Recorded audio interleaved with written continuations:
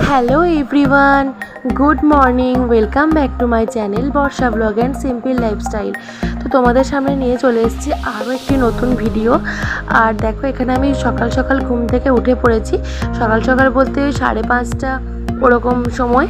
তো তারপর দেখো, এখানে আকাশটা তোমাদেরকে ভালোভাবে দেখিয়ে নিলাম। আর সকালবেলা আকাশটা বেশ পরিষ্কারই ছিল আজকে। তো আকাশটা দেখতে ভীষণই ভালো লাগছিল, তাই তোমাদের সাথেও একটু শেয়ার করে নিলাম। আমার না, জানো তো, একদম সকালবেলায় ঘুম থেকে উঠতে একদমই ভালো লাগে না। আর যেহেতু এখন মা নেই, তাই আমি বাড়ির প্রায় কাজ আমি একাই করে থাকি। তাও মা থাকলে হয় না, অনেকটা হেল্প করে দেয়। বাট এখন যেহেতু মাও নেই, মা যেহেতু কালকেই দাদুকে দেখতে গেছে আর কি, যেহেতু মায়ের বাপের বাড়ি গেছে, সেই জন্য আমাকে যেহেতু সব কাজ একাই করতে হবে, তাই আমি একটু সকাল সকালে উঠে পড়েছি। আর এইদিকে দেখো, আমাদের এই পেয়ারা গাছটা বাবা অর্ধেকগুলো ডাল কেটে দিয়েছে, তাই আর পেয়ারাও একটাও হয়নি। আর ওদিকে দেখো, গোয়ালচালার ওপরে ওই যে কুমড়ো গাছটা দেখছো, ওই কুমড়ো গাছটা বেশ কয়েকটাই ফুল ফুটেছিল। যেহেতু ফুলগুলো তুলে নিলে, যেহেতু ওগুলো পুরুষ ফুলগুলো তুলে নিলে যেহেতু আর কুমড়ো হয় না, তাই এখন ফুলগুলো তোলা হয়নি। বাট এই কুমড়ো ফুলের বেগনি খেতে না দারুণ লাগে। তোমাদেরকে একদিন আমি কুমড়ো ফুলের বেগনির রেসিপিটা শেয়ার করব।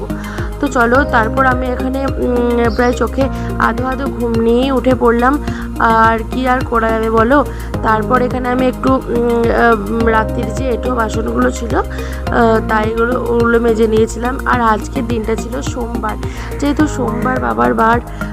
আর আমাদের যেহেতু গ্রামে শিব মন্দির আছে, আমি প্রত্যেক সোমবারই শিব মন্দিরে পুজো করাতে যাই এই শ্রাবণ মাসটা। বাট এই সোমবার আর যাওয়া হলো না, কেন কি মা নেই। কারণ যেহেতু ওই বাচ্চা সামলে, একা বাড়ির সব কাজ সামলে আমি সময় মতো যেতে পারবো না, তাই আর যাওয়া হয়নি। তারপর এখানে বাসন কটা ধুয়ে নিয়ে আমি একটু চা খেয়ে নিলাম। আর তার সাথে সাথে আমার লক্ষ্য পড়লো আমাদের এই সাদা করবী ফুলের গাছটার দিকে।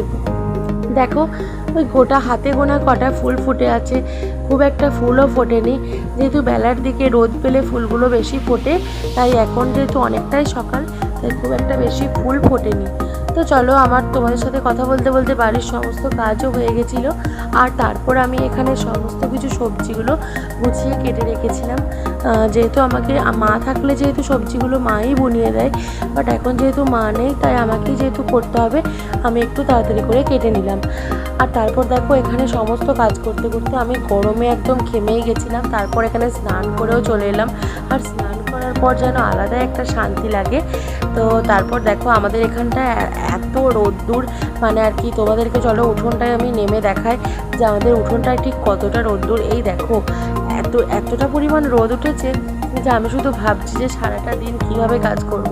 তারপর আর কথা বলতে বলতে এখানে ফুলগুলো আমি তুলে নিলাম, যেহেতু পুজো করব, তারপরে রান্না আছে।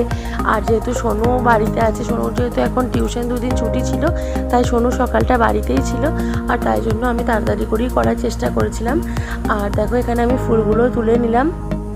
আর আমার জানো তো, ফুল গাছ লাগাতে এবং ফুল গাছ কিনতে খুবই ভালো লাগে। আর যেহেতু আমাদের বাড়িতে খুব একটা জায়গা নেই, তাই আমি আর ফুল গাছ কেনাই হয় না আমার আর। তো দেখো, আমার এই কটাই ফুল পেয়েছি সাদা করবী গাছ থেকে। তো চলো, এরপর আমি চলে এলাম বাড়ির পিছন দিকটায়, যেহেতু এদিকে আমাদের আর কি পুকুর পাড় আছে। আর তারপর আমি এখানে আমাদের জবা গাছটার কাছে চলে এলাম। আর আজকে জবা গাছে অনেক কটাই ফুল ফুটেছিল।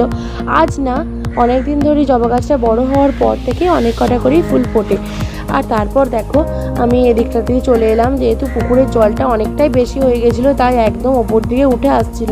তো তারপর চলো, এখানে আমি সাজি ভর্তি ফুল নিয়ে ঠাকুরের কাছে চলে এলাম পুজো করতে। আর আজ যেহেতু সোমবার ছিল, আর সোমবার, শ্রাবণ মাসের সোমবারগুলো না একটু বেশি স্পেশাল হয়, যেহেতু ভোলে বাবার মাস।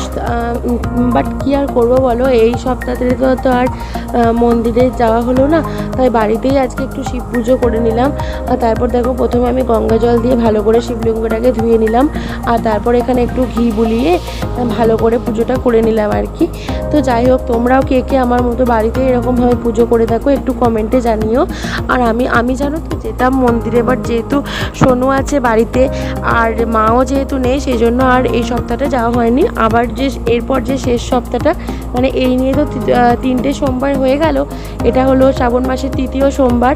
তো 4র্থ সোমবারে আমি আর কি, শেষ সোমবার যেটা, সেই সোমবারটাতে আমি আমাদের মন্দিরে যাব। তো তোমরা যদি কেউ আমাদের মন্দিরটা দেখতে চাও, আমাদের যে ভোলে বাবার মন্দির আছে তোমাদেরকে আমি দেখাবো। তো আমাদের মন্দিরটা ভীষণই সুন্দর এবং অনেকটা বড়, আর আমার তো ওই মন্দিরে যেতে খুবই ভালো লাগে। তো আমাদের গ্রামে অনেক কটাই মন্দির আছে, তো সবগুলো তো আর তোমাদেরকে ঘুরে ঘুরে সব সময় দেখানো হয় না, তাই আমি যখন যখন পারবো তোমাদেরকে ঠিকঠাক করে দেখিয়ে রাখবো। তো চলো, এখানে আমি মহাদেবের পুজো করার পর এখানে একটু মা দুর্গা এবং আমাদের গুরুদেব যা যা আছে ঠাকুর, তো সবাইকে একটু পুজো করে নিলাম। আর দেখো, এখানে আমাদের সিংহাসনে সব ঠাকুরের জায়গা হয় না বলে আমি এখানে ওপরে রেখেছি। তোমরা কে কে লোকনাথ বাবার শরবত দাও আমাকে একটু কমেন্টে জানিও। আমি তো এখানে প্রত্যেক দিন লোকনাথ বাবাকে একটু শরবত দিয়ে দিই। আর তারপর দেখো, এখানে আমাদের পাশেই যে আর কি শিবঘর ছিল, তো সেই শিবঘর থেকে বাবা এনে দিয়েছিল একটু ভোগ। তো তারপর ভোগ খেয়ে নিয়ে রান্নাগুলোও করে নিয়েছিলাম। আর যেহেতু রান্না করার সময় আর কিছু ভিডিও ক্লিপস নেওয়া হয়নি, তাই তোমাদেরকে এখানেই দেখিয়ে দিলাম যে আমি কী রান্না করেছিলাম। আর তারপর লাঞ্চ করে নিয়ে তারপর একটু বেশ ঘুমিয়েও গিয়েছিলাম। আর দেখো বাইরে কি পরিমাণ বৃষ্টি হচ্ছে। তখন বাজছিল ওই 3:45 কি 4, তো তখন সোনু চলে গিয়েছিল টিউশন। তো চলো, আজকের মতো ভিডিওটা এই পর্যন্তই। ভালো লাগলে অবশ্যই লাইক, কমেন্ট অ্যান্ড শেয়ার করে দিও। চলো, টাটা।